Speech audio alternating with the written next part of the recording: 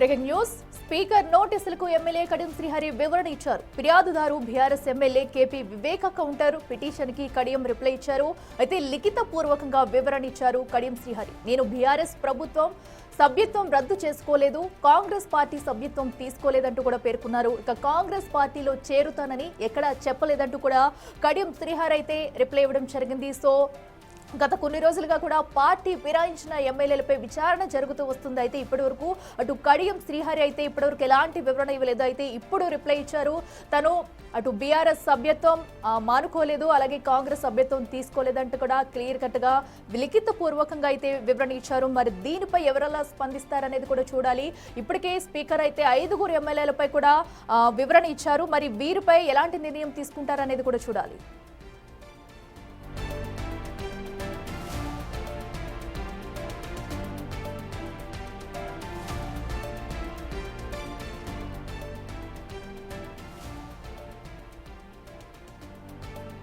మరింత సమాచారం మా ప్రతినిధి హేమ లైవ్ లో అందిస్తారు. హేమ చెప్పండి, ఎట్టకేలకు కడియం శ్రీహరి కూడా ఈ పార్టీ ఫిరాయింపుకు సంబంధించి కూడా వివరణ అయితే ఇచ్చారు. తాను అటు ఏదైతే బీఆర్ఎస్ సభ్యత్వం వద్దనుకోలేదు, కాంగ్రెస్ సభ్యత్వం కూడా తీసుకోలేదంటూ క్లియర్ కట్ గా చెప్పారు. అంటే తను ఏం చేయబోతున్నారనేది కూడా దీనిలో కూడా ఒక క్లారిటీ అయితే ఇవ్వలేదు. ఇప్పుడు అటు స్పీకర్ కానీ ఎలాంటి నిర్ణయం తీసుకునే ఛాన్స్ ఉంటుందనుకోవచ్చు.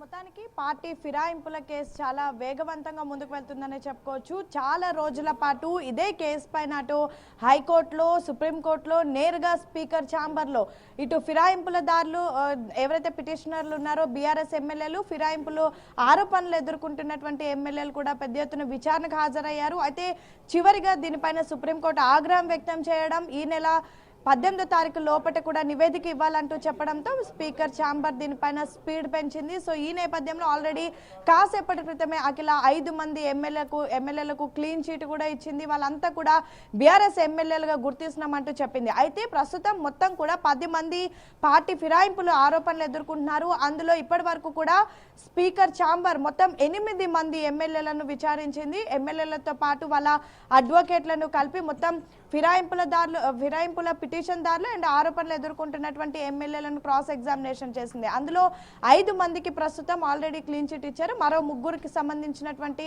నివేదిక కూడా ఇవ్వాలి. అయితే ఇందులో కీలకంగా 2 సంబంధించినటువంటి అంశం మారింది. అందులో ఒకరు ఖైరతాబాద్ ఎమ్మెల్యే దానం నాగేందర్ అయితే మరొక MLA Kadiyam Srihari station Ghanpur MLA. అయితే వీళ్ళిద్దరికి కూడా ఇప్పటికీ మీ పైన బీఆర్ఎస్ ఎమ్మెల్యేలు ఈ విధంగా ఆరోపణలు చేస్తున్నారు అంటూ కూడా వాళ్ళకి నోటీసులు ఇచ్చారు. దానికి సంబంధించి వివరణ కావాలి అంటూ కూడా కోరినప్పటికీ ఇప్పటి వరకు కూడా 2 వివరణ ఇవ్వలేదు. కానీ కాసేపటి క్రితం స్టేషన్ గన్పూర్ ఎమ్మెల్యే కడియం శ్రీహరి తానుకు స్పీకర్ ఇచ్చినటువంటి నోటీసులకు రిప్లై ఇచ్చారు.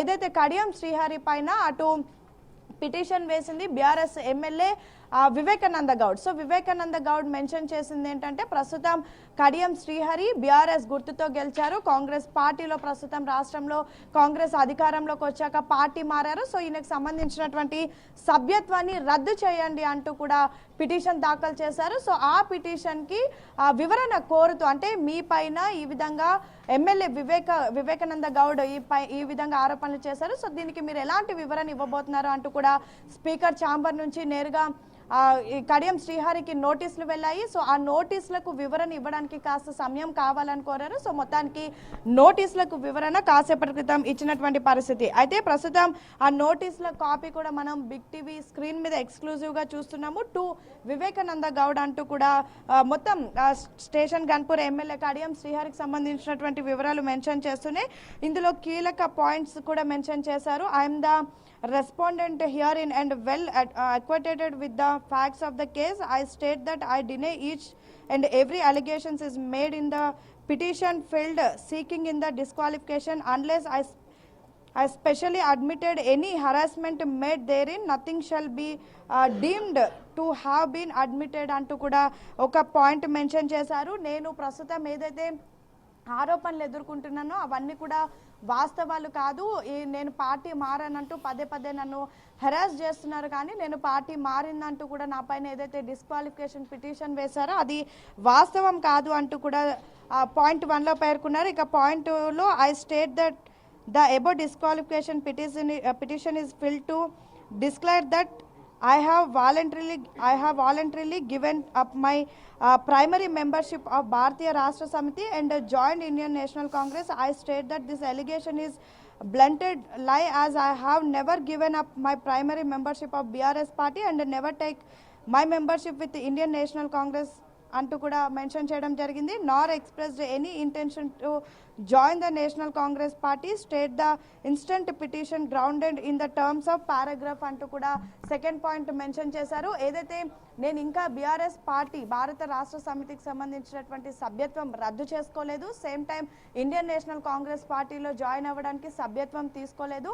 అండ్ మోర్ ఓవర్ నాకు ఇండియన్ నేషనల్ కాంగ్రెస్ పార్టీలో చేరాలని ఎటువంటి ఇంటెన్షన్ కూడా లేదు అంటూ కూడా పేర్కొన్నారు. సో మొత్తానికి అయితే ఇప్పుడు ఈ రిప్లై పైన నెక్స్ట్ మరొకసారి వివేక్ కి నోటీసులు వెళ్తాయి. ఈ రిప్లై పైన మీరు ఎలాంటి సమాధానం ఇస్తారని అడుగుతారు. సో వివేక్ ఇచ్చినటువంటి ఆన్సర్ ని బేస్ చేసుకొని క్రాస్ ఎగ్జామినేషన్, అంటే గతంలో 8 మంది ఎమ్మెల్యేలను ఎలా క్రాస్ ఎగ్జామినేషన్ చేశారో అలానే ప్రస్తుతం కడియం శ్రీహరిని కూడా క్రాస్ ఎగ్జామినేషన్ చేశారు. అనంతరం నివేదిక ఇవ్వనున్నారు. Akhila. Right Hema, thank you. So ఏదైతే అటు ఎన్ని రోజులుగా వెయిట్ చేస్తున్న పార్టీ ఫిరాయింపు ఎమ్మెల్యే విచారణ అయితే వేగవంతంగా కొనసాగుతుందని చెప్పాలి. అయితే ఈ రోజు స్పీకర్ పంపించిన నోటీసులకు గాను కడియం శ్రీహరి అయితే రిప్లై ఇవ్వడం జరిగింది. తాను బీఆర్ఎస్ సభ్యత్వం వదులుకోలేదు, కాంగ్రెస్ సభ్యత్వం తీసుకోలేదంటూ కూడా లిఖిత పూర్వకంగా ఆన్సర్ అయితే ఇవ్వడం జరిగింది. మరి దీనిపై విచారణ స్పీకర్ అయితే మరి కొనసాగిస్తారా, ఎలాంటి చర్యలు తీసుకుంటారా అనేది కూడా వేచి చూడాలి.